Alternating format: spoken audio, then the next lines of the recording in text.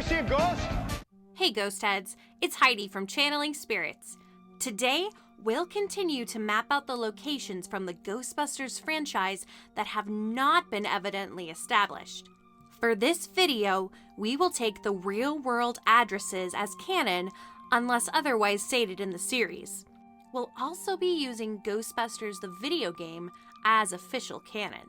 It looks more like the sequel than a game. It tells the third story, As well as other material to pinpoint the location of the boys' first bust, the Sedgewick Hotel. But where is it really located?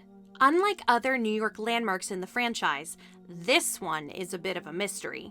The exterior lobby and ballroom were filmed at the Millennium Biltmore Hotel in Los Angeles, California. Due to the Biltmore's narrow halls, the elevator and corridor scenes were filmed on a soundstage in Burbank. Obviously, in the Ghostbusters universe, the hotel is somewhere in Manhattan, but where is it specifically? To answer that, we'll have to start with Ghostbusters the video game, where the boys are overlaying a map of the city with the mandala they discovered.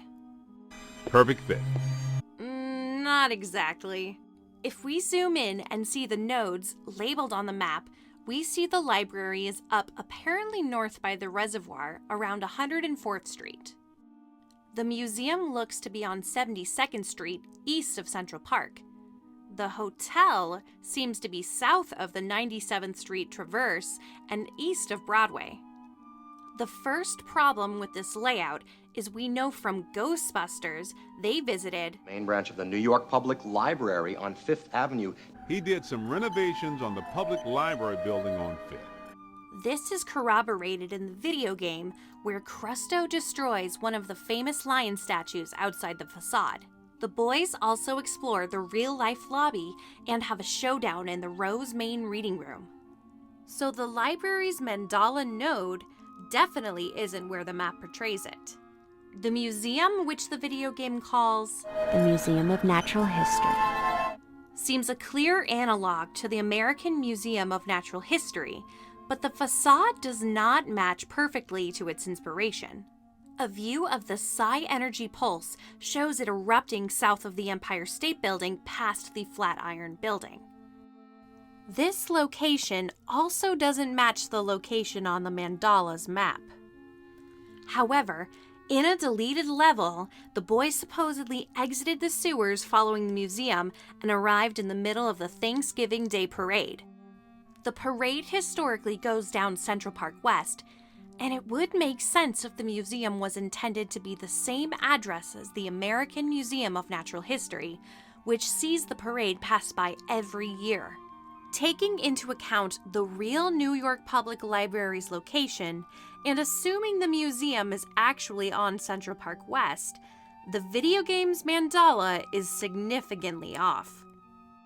We know the nodes of the library, museum, and Sedgewick Hotel intersect as a triangle in the mandala. For a more accurate mapping of the museum and library's addresses, it needs to be adjusted to look more like this. This still has Shandor Island in the middle of the Hudson River and Central Park Cemetery in the heart of the city. But to pinpoint where the Sedgewick Hotel lies, we will have to dive even deeper. According to Ghostbusters the video game, Godfrey McAllister Sedgewick founded the hotel in 1897.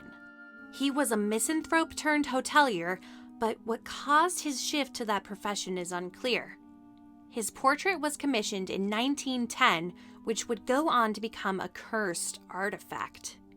Cult rituals and unexpected deaths would plague the hotel for decades, which we'll go into in other videos. But eventually, things would settle down.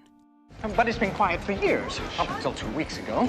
Which would have been around September 23rd, 1984. If you want to know how we arrived to that date, check out our other Ghostbuster videos. Tobin's Spirit Guide, Official Ghostbusters Edition by Eric Burnham, definitively states the Sedgewick Slimer has been haunting the 12th floor since the 20s, and the hotel is located on Park Avenue. So is the Sedgewick Hotel located on Park Ave? That's up for debate. Unlike Beetlejuice, where ghosts have specific boundaries for their haunting, ectoplasmic manifestations in Ghostbusters have questionable limitations. Slimer finds himself in a hot dog cart right outside of Rockefeller Center in the first film, several blocks from his alleged Park Ave haunt. At the end of the film, he also flies up Central Park West, and in the sequel, he frequents the firehouse in Tribeca and is a bus driver. In the video game, Onion Head returns to Sedgewick as his familiar territory, but nothing in the franchise denotes he is bound to that location.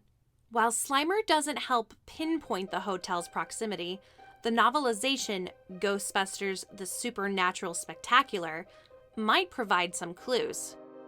The novel says it was built in the 30s on the edge of the Garment District.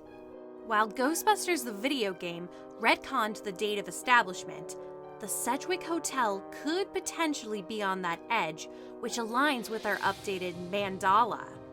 Our other evidence is Gozer himself. We detailed Gozer's path from its arrival in 1984 and again in 1991. With Stay Puft walking past the Sedgewick Hotel and going east to Times Square.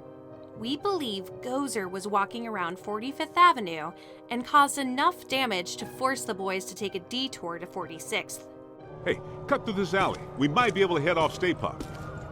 Where they would find the theater where the Hindenburg was performing, which aligns with the Manhattan Theater District. Hindenburg is a terrible show. Ultimately, they turn left to find Gozer at Gamble Architecture in the middle of Times Square. So where does that make the Sedgewick Hotel? Backtracking Stay Puft's path, that would put it on the corner of 9th Street and 45th Street. This puts the hotel on the edge of the Garment District, in line with the mandala and along the path of Gozer. But what do you think? Do you agree with our address? As always, if you liked this video and think we deserve it, Oh, nice shooting, Tex. feel free to follow us on Facebook, Twitter, or Instagram. Be sure to join us every Frightful Friday for a new video. I'm Heidi with Channeling Spirits, and thanks for watching. Who are you gonna call? Man, I really want some marshmallows now. It sounds good.